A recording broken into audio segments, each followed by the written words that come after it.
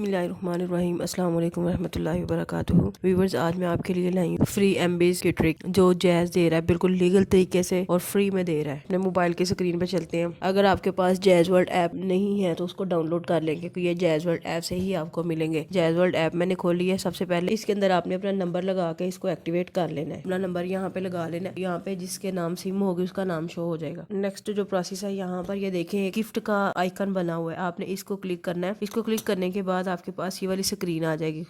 ये देखिए, आपको डे बाय डे फ्री एमबीज मिल रहे हैं। पहले दिन आपको भी 25 एमबी मिलेंगे, फिर 50, 100, 120, 150, 175, 200, इस तरह कुल मिला के पूरे हफ्ते में आपको 820 एमबी जैज़ बिल्कुल फ्री में दे रहा है विदाउट एनी कॉस्ट। आपने करना सिर्फ ये है कि डेली आपने आके जैज़ वर्ल्ड को ओपन करना है और इसको क्लेम कर लेना है। एक बात का ख्याल रहे कि ये जो फ्री एमबीज है ना, ये रात 6 बजे के बाद बिल्कुल वैलिड नहीं रहते। आप इनको शाम 6 बजे से पहले पहले इस्तेमाल कर सकते हैं, उसके बाद आप इस्तेमाल नहीं कर सकते।